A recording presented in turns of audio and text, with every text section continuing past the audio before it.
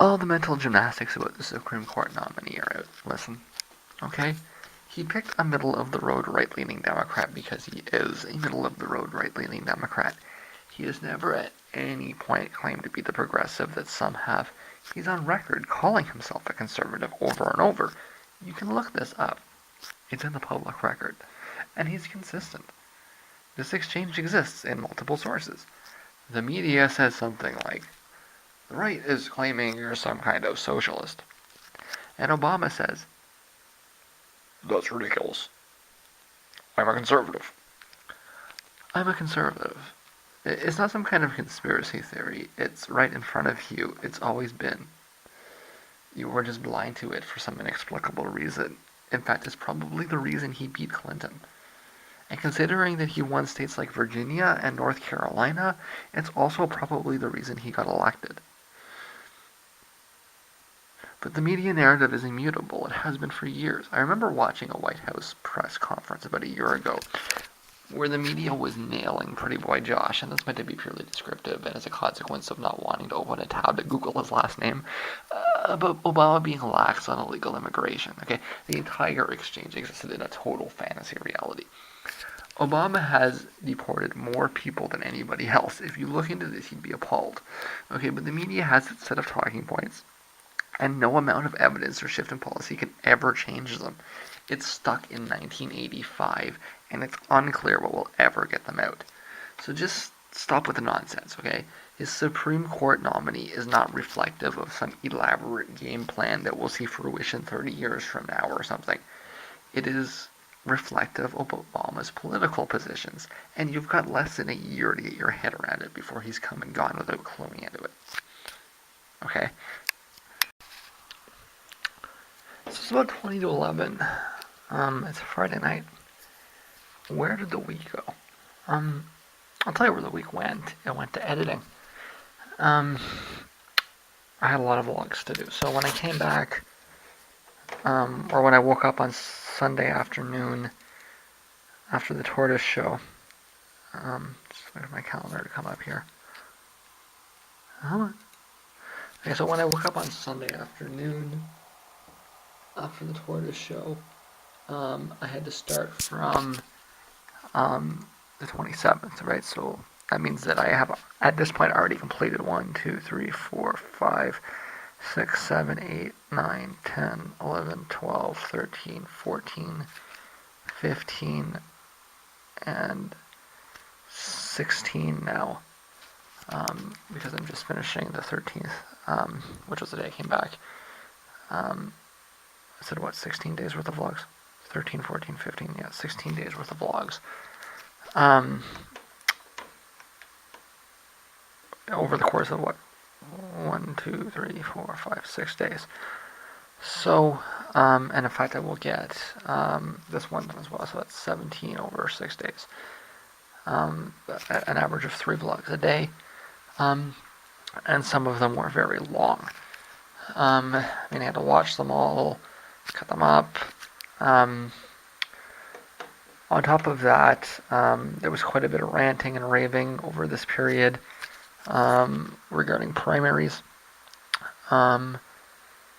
which is something that is not likely to continue anymore, but something that just cut off entirely yesterday. Yesterday's vlog and today's vlog are both going to be basically nothing, because I'm not doing anything except editing. I just want to make that sort of clear. I think I should be done this. I've already caught up, right? So there will be one up tonight at 12:30, and it will go through. And I hope to in the next 24 to 48 hours. In fact, I hope to by the time I sleep next, which will be in less than 24 hours, more like 12 hours. I hope to have everything caught up to that point. So that's my goals, and then I can get back to what I was doing, sort of thing.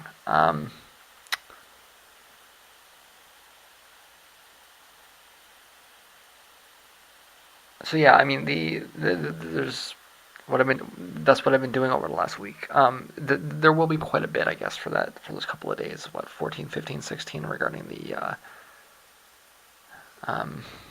primaries, but now that it looks like the primary is over, barring some miracle.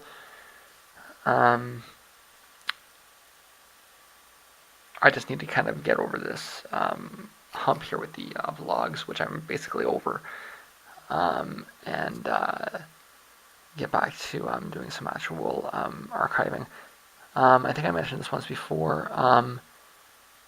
The Canadian election cycle won't be that long, so I'm kind of, and at this point I think I am planning on probably going to see the Stargazer lilies on the 24th.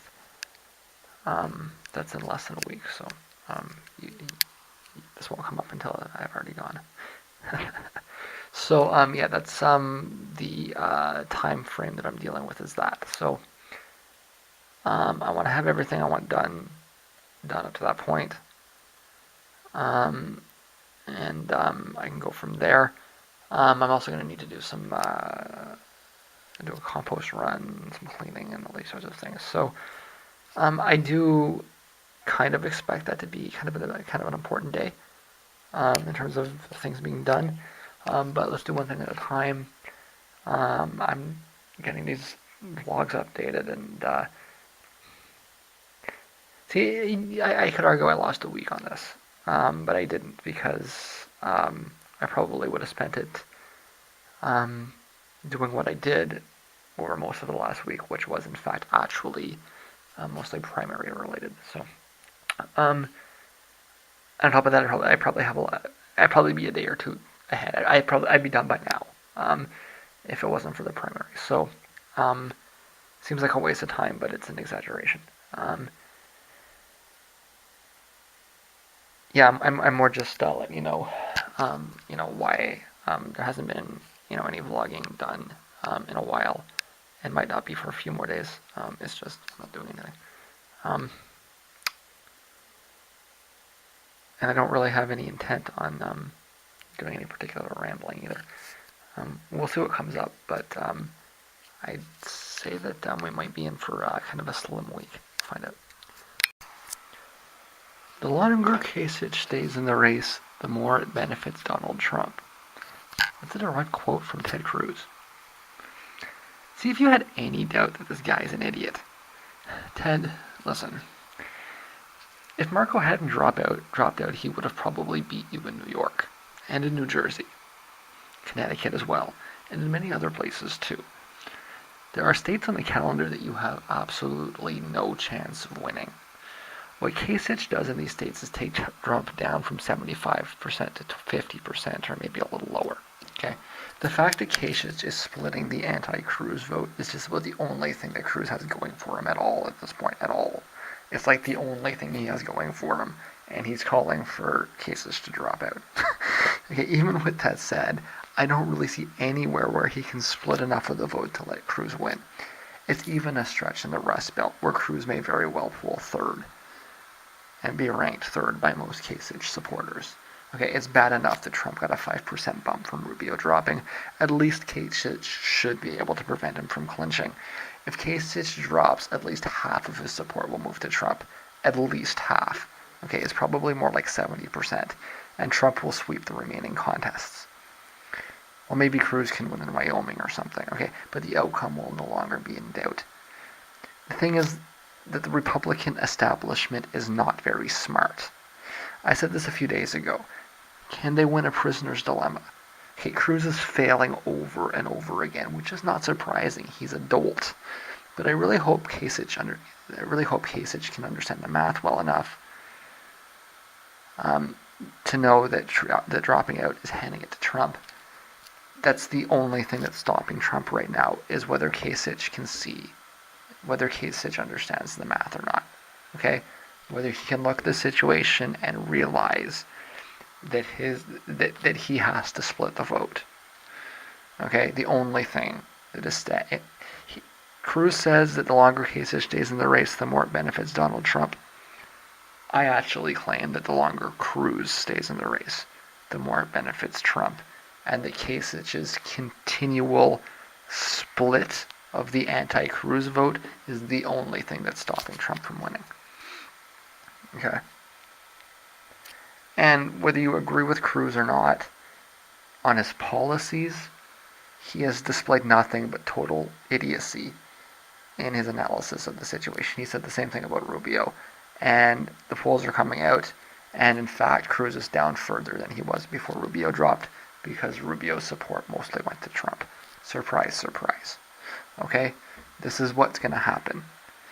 More of Kasich's support will go to Trump than Rubio's because Rubio was further right. Okay? If you want to look at a political spectrum, Trump is the furthest left candidate. So you had, and Cruz is the furthest right. Okay, so you had Trump on the far left of the Republican spectrum, then you had Kasich, okay, and then you had Rubio, and then you had Cruz.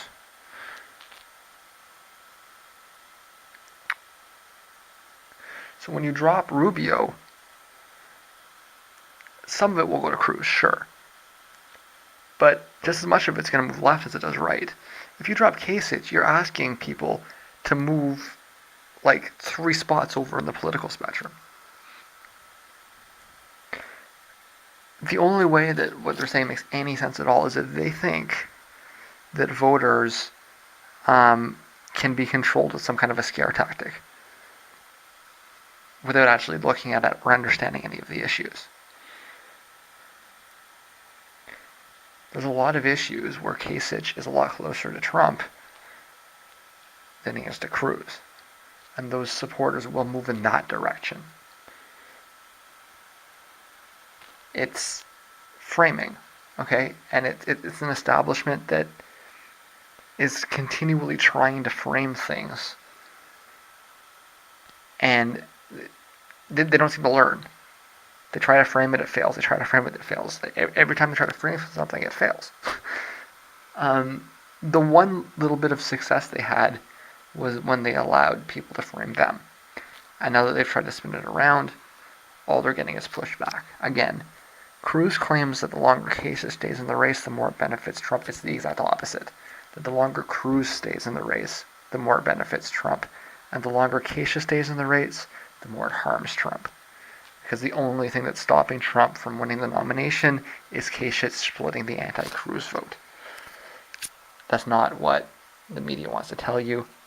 The media is clueless. There can be restrictions in the very end of the 3rd trimester, but they have to take into account the life and health of the mother. Things Hillary actually said. Something else I need to point out about Trump versus Hillary, though. Hillary looks frighteningly like my maternal grandmother, and Trump looks a lot like my maternal grandfather. On my mother's side, it's Finnish and Irish, which I'm sure is where Hillary's from. And on my mother's father's side, it's Scottish, which I believe it's well known that Trump is the Scot. They were divorced before I was born, or, I certainly have no memory of them as a unit. But it's like the fight between my maternal grandparents that I never saw. It's kind of creepy. But my Nana is far more liberal than Hillary. I have to point that out too.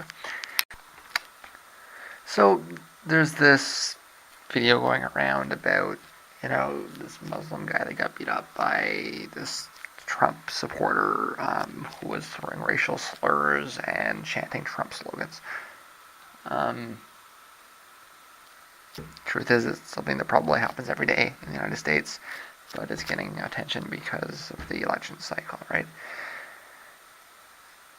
And Cenk says it's a dark and dangerous place to be. Okay, it is. But I really want to push back very hard against the idea that we should be blaming it all on Trump, okay? Here's the reality. A healthy society would be able to listen to what Trump is saying and just shrug it off as a lot of nonsense. The questions we need to be asking ourselves and drawing attention to really have nothing to do with Trump at all. They are. What are the economic factors that have led to this scenario and who is responsible for them? What are the educational factors that have led to this scenario and who is responsible for them? Broadly, what are the cultural factors that have led to the scenario we're in? Trump didn't create any of this. Okay? So when you just mindlessly blame it on Trump, what you're doing is you're giving Hillary a free pass and upholding the status quo by avoiding substantive analysis. That said, this is what we're going to see for the next 8 months. The media is going to point at scenario after scenario that has been caused by the economic and social policies that Clinton has supported, and then suggest she's the antidote to it. It's right out of Orwell. I spent a little while going through some of the shows that I might want to attend over April and May, while I'm waiting for my last big vlog to finish. It'll be short vlogs from here for a while, anyways. I think, anyways. We'll find out, but there'll be a couple short ones right after the big one, anyways. And it's kind of the same pattern that I saw last year as well, which is that the interesting shows are all packed into March and April, and then it kind of fades out after that. Even in April, there's one show right at the beginning, another show a little bit further on. I'm struggling, I guess, by better judgment, to avoid seeing Billy Corgan in his acoustic show. I saw some online clips, and it's like watching him do like Today with an acoustic guitar is like, I know he thinks they're like, or he thinks that is. See, I question the premise. Okay, this idea that you have a great song if you can play it on an acoustic guitar. It's like stoner logic, right? But I mean, if you're a Corgan fan, you know that he's always had this sort of Americana streak with him. If you look at interviews from the 90s, he talks about, I've forgotten talks about like the William Tell Overture, and he wants to exist in in a tradition of 90s artists, or sorry, not 90s, but American artistry, right? And specifically, it's very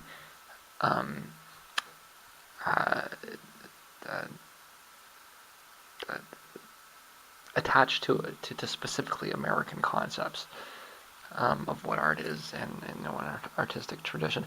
I don't know, and that's weird. I mean, as a Canadian, I'm more attached to, if not a British tradition, then a European one. But the truth is that, I mean, if you look at, American traditions, it's, I mean, like all the biggest American rock bands, or American rock bands that kind of operate sort of on the artsy side of things, they all look to Europe, right? So whether you're talking about like Sonic Youth, or even like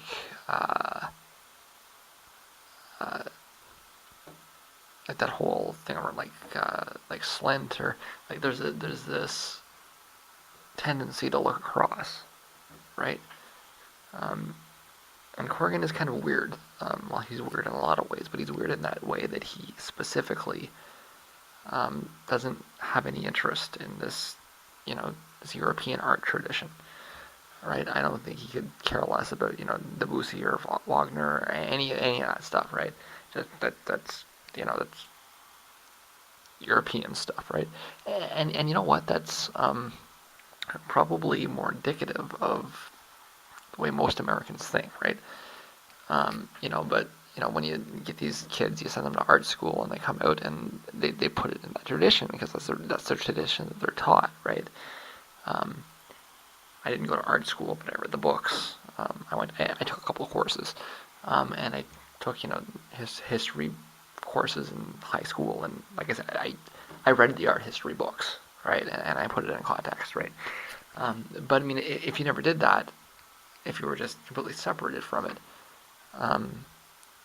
then you wouldn't do that. Instead, you would have this idiosyncratically American um, perspective of being isolated, or uh, isolated isn't really the word I'm looking for so much as I'm bad with words this morning.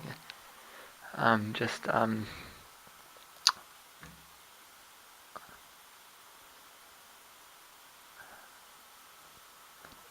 disinterested from the outside world, of things that happen outside of your own bubble, right?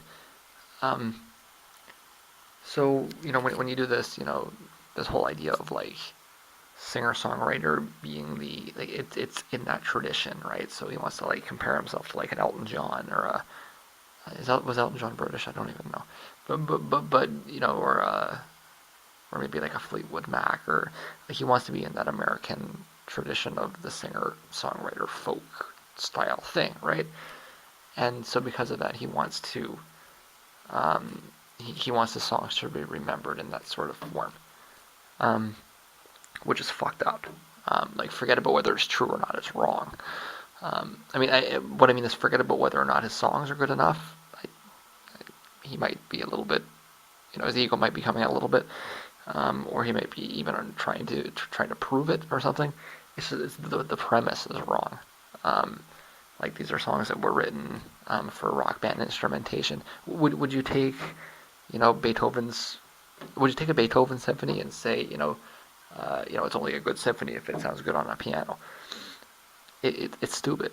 But I mean, these are the pressures that whether they're coming at him from somewhere else or he's created them himself, are pretty obvious. And like I say, it's a consistent strain that he's always seen himself in that tradition. But I mean, it's ridiculous when you take these songs and they're written for 100 guitar parts and like aggressive drums, and you want to strip them down to an acoustic. It's as ridiculous as taking a symphony and stripping it down to a violin part and expecting it to sound good, despite the fact that you've removed 95% of the song.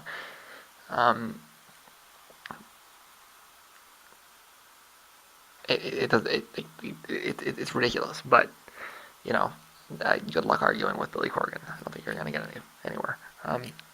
But it's like wanting to go, but knowing that this is not. It's just yet another situation where it's like, what are you doing? just play your guitar. Just shut up and play your guitar. Just not being able to see himself for what he is, right? Anyways, so there's a pull there, but I mean, and it's like $50 American, right? So it's like I want to pay for that, right?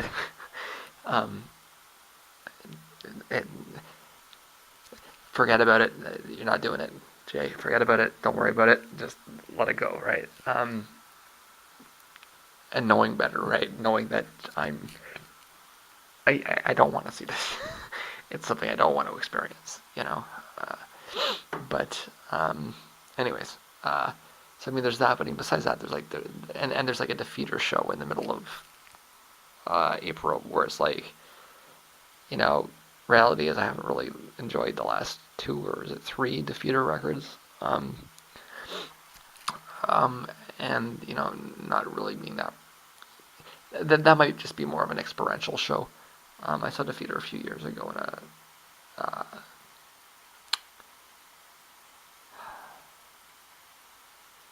what do you call those military places that at Allegiant? The punk shows are always the Legions, right? But I saw them at Allegiant, and it was, a relatively. It was actually a really good show, but the material was. They did this one really good record, and I guess it was 2011, and their stuff since then has been kind of a little bit more generic. I don't know, but I mean, it's with 2 other bands, with Basement and Colleen Green, both of which are kind of interesting in their own right. Although I'm not. To me, the Poles Defeater, right? That's the band that I'm more into, right? But so I mean, because that's a strong bill, it might be an experiential thing. And there's a 420 show with the Melvins and Melt Banana and Napalm Death. I'd love to see the Melvins. I'd love to see Melt Banana. I couldn't see myself not staying for at least a little bit of Napalm Death. Although I think I'd also probably want to make sure I'm a good distance away. despite their name and their reputation, I actually know that Napalm Death are not the horrible death metal thing. They're actually fairly progressive in just about every way. So, in fact, you'll probably see a lot of leftist activists at the show rather than, scary Satanists, despite their name and everything else, right? So, if there's a band in the genre that's worth braving yourself to, or forcing yourself to sit through it, they're the one to do it with, right? So, and then there's a thermal show right in the middle, which is in Ann Arbor again. So it's like it's a weird schedule, but I mean, like, the only show that I really want to go to is the Sunluck show on the 4th, right? And then like there's like nothing in May. There's like a Chelsea Wolf show in the middle of May. I haven't gone much further past the calendar, but if it's anything like it's been the last couple of years, it'll be dead all the way through the summer too, right? There's a couple of bars I haven't checked, it's the smaller ones, and then I'll shut them at the beginning of April. This is kind of like a it's more like a budgetary thing. Normally I would do this at the beginning of the month. It's just right now everything's kind of like all over the place. In fact, what I'm doing right now is kind of waiting. So what that means is that I've got a few shows to go to in the next couple of weeks, and then it's going to be like, back to not going to shows for a few more months, more or less. All right, so I might as well go ahead and get everything out of my system, like go now kind of thing, because there's not much else. Like I'm not putting money aside to plan for anything because there isn't anything. I mean, even this looks like it's going to be the third Memorial Day. What was it? This is going to be the third movement that I've skipped. It's just It's like I like abstract techno, but it's all like boom boom boom garbage, right? DJ trash. So I mean, like I'm not, and they build them up. It's like you sound the same as somebody I could pay $5 to see. It's the show, right? It's going to the thing. But I mean, I don't understand what the great deal about that is either. Like you're cramming people into a into a park on the side of a museum. I think. I don't know exactly where it is, but I mean, it's not like it's like this great place to party either. Like if that's your idea of a party, I think maybe you're a little bit fucked up, kind of thing, right? Or sheltered. Follow my vlog. I'll take you to some good parties. No, seriously. Like we've already been to a few. So I mean, like I've been over this with people too. Like people actually really like this idea of I'm gonna go to a park with 30,000 people and we're gonna sit on the side of a of a hill and we're gonna drink $20 beer and like people actually enjoy this. I don't really get it, but hey. And then they look at like you're going to go to a bar with 100 people. Only 100 people. Will they be able to afford to, like, how can you do that? 100 people only, and it's like it's a culture shock, really, I think. But hey, so I mean, like I'm probably gonna skip that too. I mean, there's a psych metal fest. I'm gonna go to that instead. But if that's just a thing, I'm kind of getting the impression that it might be a joke. We'll find out. Well, we've got Morton Subotnick. Like, what the hell? If Morton Subotnick is actually there, I'll be there. And this isn't any like Faust type stuff. Like, this is actually Morton Subotnick. I will go to that. There's no question, right? But it's so hard to believe. But I mean, either they're stringing along the joke, or it is a joke, right? Yeah. Like I said, I might as well just go ahead and do it. Which means that I'll start being able to put aside a little bit of cash at the end of April. There's a few things that I wanted to do, kind of thing, and I was kind of hoping it'd be there by now, but that's looking like how it's going to flip over. Maybe not April, but May probably. So it'll flip over a little. So that's good. And that's my takeaway from looking through the show listings for Detroit for April and May. It's just like a couple of things in April, and as of right now, it's just like one thing in May. Although I haven't gone through it too deeply, I might pull a few things out still. It's just not too much, which is, like I say, that's what it means is that there's nothing I'm saving money for later on, right? It means let's go ahead and do what I'm doing. I found this article that's suggesting that Canada is that we're going to test a guaranteed minimum income program over the fall, this fall, as in that it's in the budget. They're doing it, and I kind of looked around a little bit, read a couple of articles, and you see the same kind of things. I think that. I'm not sure what exactly the reasoning behind the guaranteed minimum income is right now at this point exactly. But I would argue that it's the necessary step forward. I basically live on what is a guaranteed minimum income. I make about $1,000 a month. Based on what they're suggesting, I would actually see my income almost doubled to about $20,000 a year. Which, hey, I'll take it. Even if it mostly goes to pay off student loans, I'll take it. No, I mean, honestly, that would, I don't know if they would even, it seems silly, you're going to give me money, I'll give it back to you. But hey, I don't, unless my rent goes through the roof or something, if you were to double my income, I'm not really quite sure what I would do with it, to be honest with you. But anyways, they're talking about how, is it going to create a disincentive to work? This is such a ridiculous, that is a discussion that exists in the industrial era, in the era of where we had people involved in large-scale productive capacities where people got together and they made things. That's not the world that we live in anymore. We increasingly live in a world where machines make everything for us. Okay? So this idea of a disincentive to work, what does that mean? When you have a society where there is very little work and where work is becoming more and more scarce. Okay? And especially productive work that is becoming more and more scarce. If you take a look around you, almost all of the jobs that exist are not productive. Okay. Now it's a big jump from putting down a basic income to having a storehouse of goods, right? There's a big gulf there. Okay, but it is a big step in that direction, and I think understanding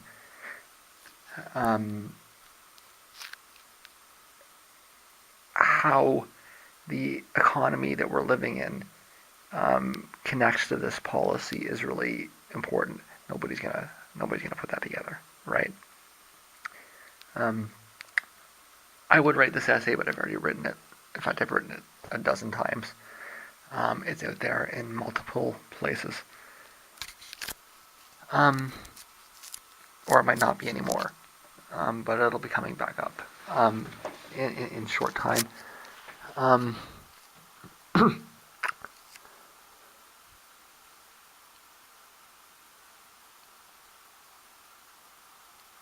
And it's in the United States. They're having an election.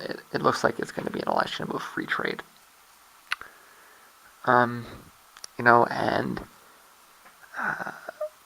the Democratic primary is largely about free trade. If we end up with Trump versus Clinton, it's going to be a big component of the election is going to be about free trade. And it's maybe looking backwards. I'm not an advocate. Well, I am an advocate of free trade. I'm not an advocate of the trade agreements that exist. But looking forwards, it's almost a non-issue. Why exactly is it that we're talking about agreements that are about shipping goods across oceans and continents. When the cheapest way to do this is not going to be to hire, children in Vietnam. That's not going to be true anymore. The cheapest way to do this will be to automate a factory in Ontario, or to automate a factory in Ohio, or in fact, if your market is in California, then to automate a factory in Los Angeles. Okay, and this is the future and the increasingly clear future. As much as us, we on the left, as much as we want to flail against these agreements, the reality is that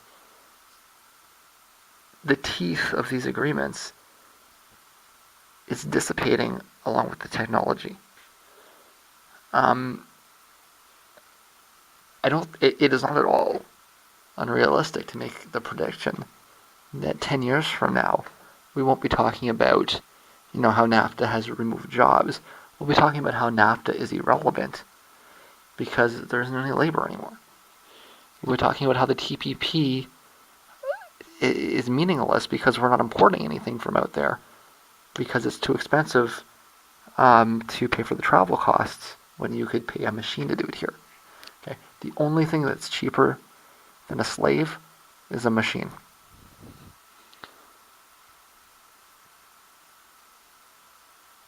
They went from workers to slaves, and now they're going from slaves to machines. Okay? You don't have to clothe them. You don't have to feed them. Well, maybe you have to feed them a little bit. You've got to feed them energy. Okay, but it's a lot cheaper.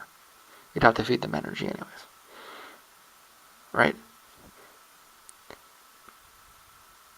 And, as these production costs come down and down and down with the technology, this whole debate becomes meaningless because all of the reasons why you'd want to offshore go away. But then what's left? We brought production back, and we don't have any jobs. So we have all of these factories, and they're producing all these goods at this super, super low cost. But nobody's getting paid to make anything. And so nobody has any money to exchange. Everything's reduced to the service sector. And so instead of having an economy where we make things, we have an economy where we sell things. But there's a difference, right? An economy where we make things, we need people involved in production. An economy where we sell things, it's much less important. And what we need to talk about is ways, if we're liberals, okay, this is the thing I'm just rambling. I haven't written anything out here. I'm just off the cuff rambling here. Okay. There's this line in Engels that I've been back to over and over again. Okay. Or it's not a line. It's not even a book. It's a pamphlet. Okay. It's an essay called Socialism, Utopia, and Scientific. Okay. And it runs through the whole thing, right? And it argues that, or it runs through the summary of it, right? And it argues that what we call capitalism today, liberalism, is the best way to maximize freedom in a agricultural society, right? And then it argues that socialism is the best way to maximize freedom in an industrial economy. And now we're exiting an industrial economy. We're moving into a technological economy, an economy where, if industrial society is defined by the socialization of production, and like look at what the word means. It's not, so the people working, together to create a good rather than an individual making a good. If that's being replaced by computers making a good, then we've gone from one person makes something that they can say, I own this is my product, to groups of people making something that they can say that we own this, we made this, to a machine where nobody owns it. Nobody made it. right? And so if the argument is that the person that made it should get the profits, and then the people that made it should share the profits, now what's left? Nobody made it, nobody should get the profit. It's pretty logical, right? But that system, that system designed to maximize freedom on the other side of industrialization has not been articulated.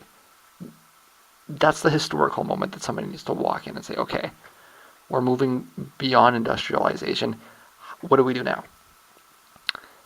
The key ideas, however, are obvious. Even if the system has never really been articulated, it's basically communism, right? It's social ownership of production and the ultimate shift from wage-based income generation to how can I to entitlements, right? And that's where the guaranteed minimum income falls in. Okay. You are entitled to at least this. If you can figure out more, then whatever. But this idea that you need to work or starve has gone away, right? Work or starve doesn't make any sense anymore when there's no work to do. There is a difficulty with this, but it's not with incentives to work. They have done these studies before, and they found that they don't eliminate, or they don't modify it. I think it's been clear that for me, it's not a question of removing or providing a disincentive to work. You would have to create an incentive. I'm an artist, right? So I do what I do, right? And it just doesn't require it. It has nothing to do with labor as we understand it, even though I argue that it is labor in a specific sense. If you can set up a basic income, then that would allow artists to do what they want, right, without having to worry about markets. But it's beyond that, right? It gets you over that idea that you're taking part, or you are a member of the production team, and so therefore, what you get to eat is in reward of your contribution, right? Like I say, work or starve philosophy, right? The argument all along was always that once you get to that certain point of technology, the work or starve goes away. And we get to this, how do we maximize individual freedom now that we don't have socialized production anymore? It's a hobbled answer. It's not a complete system. I'll be the first to acknowledge that. The truth is I have a lot of things I'd like to do in my life. Writing a systematic treatise on how society should be ordered is kind of something that I maybe put off to the end of my life. If nobody does it, I might do it myself. In fact, I'm kind of planning on it, to be honest with you. But the universal basic income is an aspect of it that is totally key. It's like the first step, right? And that has to integrate. See, once you get things like the universal basic income in, then we can start talking about art being free, right? Then I no longer feel the need to charge you for art. I can give that to you because I'm taken care of. The whole market mechanism dies, right? I can go to the coffee shop and play a show for you. I can sell you, a CD at cost because I'm not worried about profits.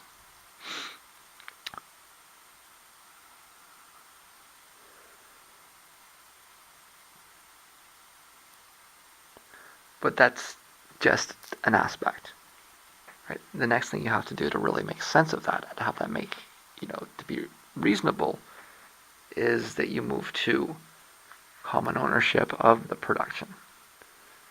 I don't know. Maybe these guys are thinking in ways I wasn't expecting. But I don't really think that that's on the horizon. But this is the great thing of the Liberal Party of Canada, is that they tend to put things in motion that help us get a little bit more socialist. They put us on that direction. But yeah, this is what we're doing in Canada. You guys down there, you're still having an argument about free trade.